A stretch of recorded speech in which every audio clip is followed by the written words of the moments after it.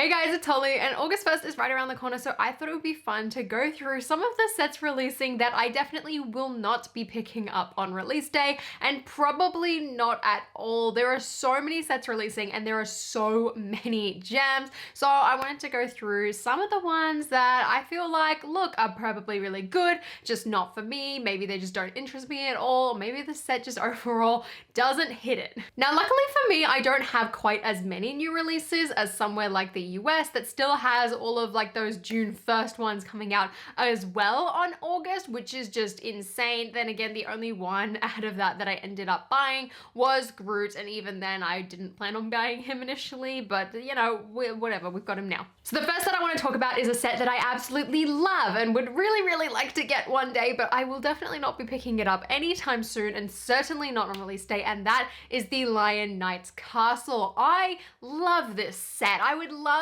to have a sort of like classic castle. The fact that it's a 90th anniversary set as well is incredible. I love the pieces, I love the design, I love the texture. I just love how like it feels kind of nostalgic, even though I like really don't have any nostalgia for like anything castle themed. This set is amazing. The only reason I will not be buying it is because it is 600 Australian dollars, and that is not a price that I can afford right now, especially with the Hogwarts Express coming out in September. I've got to put like my high budget towards that. So yeah, a set like that for my August spending Lego wise, just no, I can't do it as much as I would love it. It also looks like it takes up quite a bit of space, but then I saw like a couple of photos like from reviews where the castle was all folded up and it looked really cool. So I'm kind of on board for that. Like maybe it takes up less space than I kind of think. I mean, if I did get a castle right now, it's probably going to be the Creator 3-in-1 just because it's smaller, it's cheaper, even though this one is by far so much better.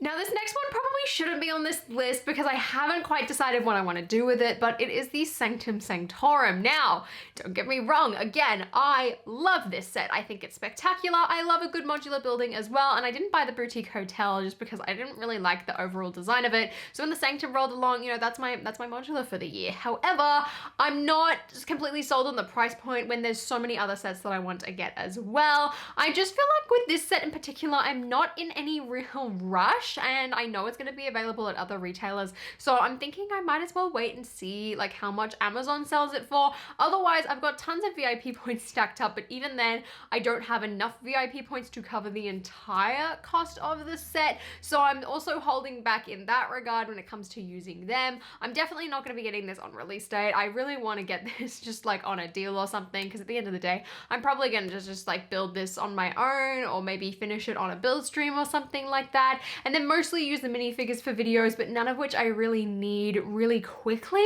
So for that reason, I'm definitely not picking this up on August 1st, but I will have it in my collection at some point. The set is gorgeous. Technically this one's September 1st, but I thought I would throw it in here since the only other set that I can think that I will be interested in getting is going to be the Hogwarts Express for September, and that is the Atari. Why? Because I'm 22 years old. This console has no value nostalgia-wise, no interest to me at all. Look, it looks like an Atari. It looks cool. I don't really like the vignette things, but I mean, I guess they work with like how the set is designed. I mean, that's just a personal preference. Honestly, at this point, the only time I would probably buy a console set is if they did like a PS1 or a Wii, or just like any PlayStation. Even like a Game Boy or something would be cool. I would love to have that as like a smaller console. That would be really cool, like a proper like life-size Game Boy. Why can't we do something like that? Like, why is it always like 80-year-old sets? Like, you know that like other people have nostalgia too. Anyway, I think for what it is, the set looks cool. I just have no attachment to it, no interest in it, so I'm gonna save my money. Now on August 1st, the thing I'm most excited for is a brand new Lego Star Wars wave. However, I will not be picking up the Justifier. I don't want to spend that money on the ship for like 4 minifigures. Like, it's really not worth it for me. Look, this ship looks really cool. There's a lot of really cool build techniques from what I can see. I mean, it looks really pretty. I'd love to like experience the build and everything, but like even then I don't want to buy it and then build it and then like have to resell it without like Cad Bane and Omega, because really that's the only reason I want this set. Plus like her little droid, it's absolutely adorable. I'm just gonna wait until the set's been out for like a year, and then those minifigures are more readily available, and just buy them off Bricklink. It's gonna save me a lot of money. Even if they're like 40 bucks each, that's so much cheaper.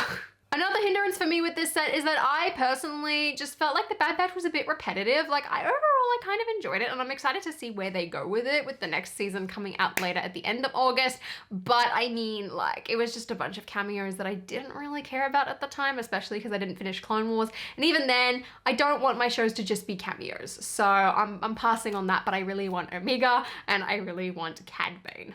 This next theme I've never really been the biggest fan of, and that is the LEGO Super Mario Princess Peach starter course. There's no way I'm getting this. I bought Mario and I was like, this doesn't feel like a starter course. This system is weird. Look, I like the design of Mario, Luigi, and Peach. I think they're adorable. I think, yeah, they're kind of creepy when their eyes are off, which is why I really don't want them. But I love the brick built characters, and I loved the blind bags, at least when I could feel them up. That's another thing I'm not buying. I'm not buying those blind boxes. I want Red Yoshi, but no, I'm not doing it. I will buy him off Bricklink if anything. I have no interest in this set at all. Look, it's exciting that Peach is there. Is she creepy? Absolutely. Are there going to be people who will enjoy this? Probably, but I cannot stand the way they like look on display. Like this definitely not a theme or a line for me. However, I am glad that Princess Peach exists, which then brings me on to the next set, which is Princess Peach's Castle. I'm really glad that Princess Peach's Castle exists, especially after the saga of last year when we got the Nintendo Lucky Block. But again, it's like a playset Princess Peach's Castle, which actually in general looks pretty solid for like her Super Mario set, but I would just love like a regular playset version of this. One thing that I do love though is that mosaic print or sticker, I don't really know what it is, and like all of the red roofing. I think it looks really, really cute.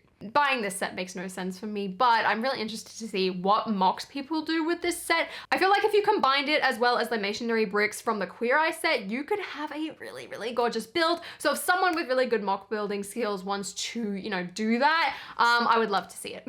Moving back to Star Wars, for similar reasons as the Atari, I'm not buying BD1. I haven't played Jedi Fallen Order. I've bought the game, I just have never actually tried it and picked it up and attempted to play it. Look, BD1's an adorable droid. Do I want the recolored version of the tiny BD1 little piece?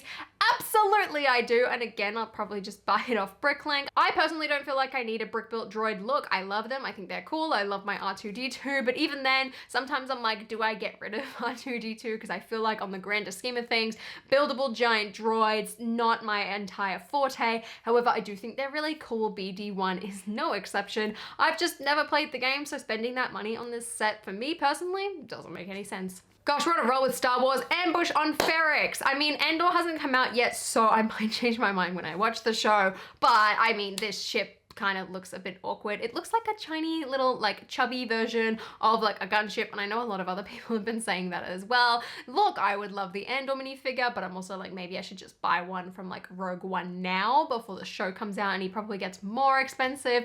I mean, this set I'm sure is fine. The build just looks a bit too plain for me overall, that I would rather put the money that I would probably spend on buying this set into buying another set. So this one, yeah, not overall that interesting. Maybe I'll just buy the figures separately again. I feel like this entire anti-haul has just become like me saying that I'm like not interested in particular licenses, as this next one is the Fast and Furious Dom I can't even remember how to pronounce his name. How do I say it? Dom something Dodge Charger. I've not seen a single Fast and Furious movie, and I would like to keep it that way. However, I'm really excited that this set exists. I'm definitely picking up the James Bond car. I'm really, really excited for that, and I can't wait to show my dad it as well when it's all built. But Fast and Furious, look, I don't care. The fact that this set exists though makes me really excited, because I remember showing my sister like the Technic one a couple of years ago, and she was like, oh wow, like that's cool, but it was just too expensive. So now that this set exists, I can very, very, very clearly see a market that's gonna be interested in this that probably hasn't tapped into Lego before, or if they have, it's probably been several years, which I think is really exciting for Lego. I just wish they didn't give him an accessory at all. Like the wrench to me just like looks a bit ridiculous. Like I think a minifigure on its own would have been fine, but overall like the car looks great. I'm really excited, and I hope that they do more of these sort of like movie tie-in sets, especially from like franchises that have more of a mature audience. It's really cool to see some smaller sets that adults might be interested, since everything recently has felt like it's a giant $300, $400 direct-to-consumer set. It's exhausting. These smaller sets are perfect. Originally, I was really looking forward to these, but I really feel like I don't need them, and that is the ObiWan and Darth Vader Brickheads. Look, the Darth Vader Brickheads looks amazing. Obi-Wan's kind of boring, so much so that you could just build them on your own. I just feel like I don't really care enough about Brickheads, and especially Star Wars Brickheads, to get this. Like, I think if I find a Brickhead that like looks cool, yeah, I'm gonna pick it up. Darth Vader looks cool, but I don't want to buy a jewel pack, so I'm gonna save that money and put it towards my James Bond car. Now this next set I want to bring up because originally I wasn't planning on buying it at all, and that is Obi-Wan versus Darth Vader. This set I like to call the Grey Frisbee. It looks really bad. I built it literally out of existing parts in my collection, which, if you know my parts collection, is very, very, very minimal. So the fact that I was able to somewhat make it look like that was very upsetting. However, in that video I made on it, I said if that video got 60,000 views, I would buy this set. And my thought process behind that was that, you know, that video was probably, if I'm lucky, going to cap out at maybe like 40,000. It passed that threshold, which I'm really happy about and proud of, but it also means now I have to go and buy that set and rebuild it into something else, and that is the only reason I will be picking up this set. I'm purely doing it to make that video. Admittedly, because I would have then purchased it, I'll probably keep the figures and then part out the set and just like add pieces into my parts collection for other Star Wars mocks or something like that, but I really don't want to buy this set. I think it's terrible. I mean, admittedly, I don't have it in my hands. I haven't experienced the set in person. That might change when I do actually like open the box up and build it and like experience it, but at the moment I just don't think it's worth anyone's money, especially at that price point, even just for the minifigures. Just wait a couple of months if you do want those minifigures, buy them off Bricklink, buy this set on sale. But at the end of the day, it's something that I'm doing and it's your money, so I really can't tell you what to do. Just do whatever you want. This is purely my opinion. And lastly, from LEGO Marvel is the Nano Gauntlet. LEGO Marvel has really been disappointing me this year. I even look back at like Thor's hammer, and at the time I was really excited for it, but now I'm just like, this is also kind of really plain, and the Nano Gauntlet is no exception to me. I, admittedly, when I first saw the Infinity Gauntlet, didn't care for it, and then I kept seeing it, I saw it in person, I was like, actually this is really cool, so I bought it when I found it on sale, I built it, I love it. I bought a light kit for it that I need to install. Overall, I just thought it was a really cool set. I'm not surprised that the Nano Gauntlet exists, but like even in just like the product images, this set looks fake, and like I'm just overall not a huge fan of it. I personally don't really care about the Nano Gauntlet. Like admittedly, I did want the sort of Infinity Gauntlet molded piece from that helicopter set. I got that, but like in terms of a buildable version, I really don't care. I'm sure it will sell well. I'm sure a lot of people are gonna love it, but I'm fine with just my Infinity Gauntlet. Like that was more interesting to me. I'm fine with just the one. Again, I would much rather put that money into other sets that I'm going to enjoy a lot better. So those are all of the sets that I do not plan on picking up on day one, or even just in general, which really only leaves me with Obi-Wan Starfighter to pick up day one, because the Australian LEGO stores, when I looked online, aren't getting any of the other sets on day one, so that's fun. I know the ATT will be coming out, I think it's the 10th of August for Australia, and if it comes out online earlier, I'll probably order one of them from there. And then of course the Grey Frisbee. I also have ordered myself the Galaxy Explorer, which I'm really excited for. Speaking of, look what I made, link in the description. And at some point I will get the Inquisitor's ship as well, because I have a couple of plans to do with that ship, and as much as like it's kind of like bland and boring and I really wasn't planning on getting it at first, the ship build looks really, really impressive, so I'm excited to play around with that. But until then, let me know what you are picking up and what you aren't picking up on August 1st, and if you guys enjoyed this video, please give me a thumbs up, consider subscribing to my channel down below, and until next time guys, I'll see you later.